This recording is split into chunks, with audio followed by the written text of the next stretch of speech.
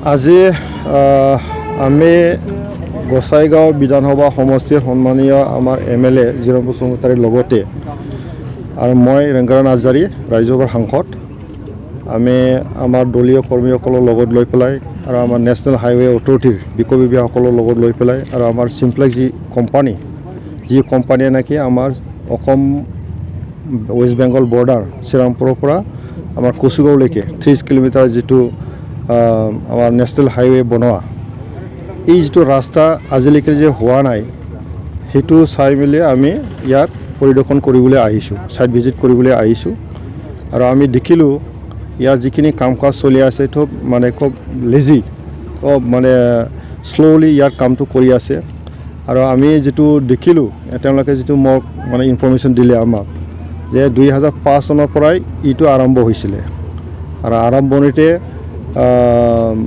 CLP এটা company আছিলে, সেই কোম্পানীয়ে কৰিছিলে। তাৰপিছত সেই CLP 2014লৈকে কাম কৰিছিলে, তেওঁলোকে কৰা নাই। তাৰপিছত চিমপ্লেক্স কোম্পানীক দিয়া হৈছিল। চিমপ্লেক্স কোম্পানীও আজি 2017 পৰা কাম কৰি আছে 2022, 5 বছৰ তেওঁলোকে হৈ গ'ল। তো ক'ব গ'লে ইয়াৰ 15 বছৰ হৈ গ'ল এটা ৰাস্তা বনাবৰ কাৰণে। এটা আমাৰ কাৰণে আটাইতকৈ মানে দুখ লগা কথা। আজিৰ তাৰিখত আমি সেইদিনাখন দেখিছোঁ আমাৰ ভাৰতৰ নেশ্যনেল হাইৱে অথৰিটিয়ে এটা ৱৰ্ল্ড ৰেকৰ্ড বনাইছে আৰু আজি আমাৰ ইয়াত অসমত মানে 30 কিলোমিটাৰ ৰাস্তা 15 বছৰ আজিলৈকে হৈ উঠা নাই। এটা আমাৰ কাৰণে খুব লজ্জিত কথা। গতিকে আমি ছাইট ভিজিট কৰিলোঁ, ইয়াত বহুতকেইটা ব্ৰিজ আছে, ব্ৰিজটো বনাব পৰা নাই, এতিয়ালৈকে ৰাস্তাটো বনাব পৰা নাই। গতিকে আমি অথৰিটিৰ লগত কথা পাতিছোঁ যে কিয় আজিলৈকে দেৰি হৈ গ'ল, কাৰণটো কি ইয়াত টেকনিকেলিটি কি আছে, ছাইডৰ কিবা ডিষ্টাৰ্ব আছে নেকি, এই কথাবিলাক লৈ আমি আলোচনা কৰিছোঁ। তো গতিকে আমাক জনোৱা মতে তেওঁলোকে নেক্সট ডিচেম্বৰলৈকে তেওঁলোকে আকৌ টাৰ্গেট লৈছে, ডিচেম্বৰৰ ভিতৰত হ'ব বুলি তেওঁলোকে কৈছে। আমি সেই ডিচেম্বৰলৈকে আমি চাওঁ।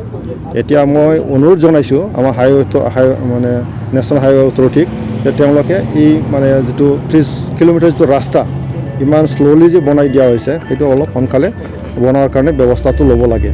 আৰু মই ব্যক্তিগতভাৱে সাংসদ হিচাপে আমাৰ মানে হাইৱে অথৰিটিৰ লগত কেনেকৈ যোগাযোগ কৰি পেলাই সি মানে অলপ সোনকালে যাতে বনাব পাৰে ইয়াৰ ওপৰত মই নিশ্চয় কাম কৰিম।